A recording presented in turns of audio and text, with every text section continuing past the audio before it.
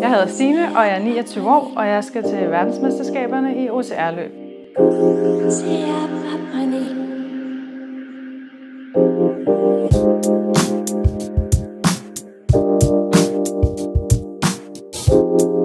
Det vi skal i dag, det er, at vi skal screene Stine, som skal til VM i OCR-løb, som er en rigtig hård omgang.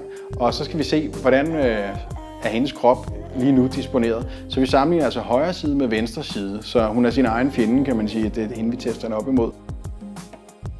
1080-screeningen kan bekræfte det, vi ser. Det vil sige, at den kan understøtte de hypoteser, vi står med. Så i stedet for, at vi gætter på, hvilken behandling vi skal lave, og hele tiden prøve os frem, så kan vi faktisk gå ind og præcis sige, men det er det her led, hvor der er størst effekt. Så vi kan altså målrette vores behandling ud fra de øvelser, vi så screener med. Vi ved ikke, hvad for nogen, der bonger ud, men vi kan i hvert fald se det her, og det passer med patienten, og det passer med vores hypotese. Så nu gætter vi ikke mere. Nu ved vi rent faktisk, hvad vi laver.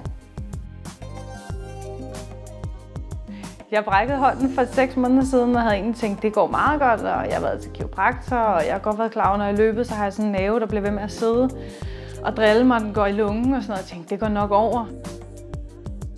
Det vi fandt ud af i dag, det er, at hun har haft en brækket hånd, som har haft lidt større indflydelse, end hun måske havde turde håbe på. Det har i hvert fald, kunne hun selv beskrive, givet hende smerter i øvre ryg. Og øvre ryg er en rigtig, rigtig bevægelig del af vores krop. Og vi kan se, at den har en stor effekt på hendes hofte. Den har stor effekt på hendes stræk bagover, altså hendes bagudekstension. Og det kunne vi desværre se på de her billeder, at det er noget, hun skal arbejde rigtig, rigtig meget med for at få fuld udbytte af sin træning. Det er ikke bare en forbigående lille skavang, jeg har fået, men det er faktisk noget, som kan følge mig i mine præstationer, hvis jeg ikke gør noget ved det.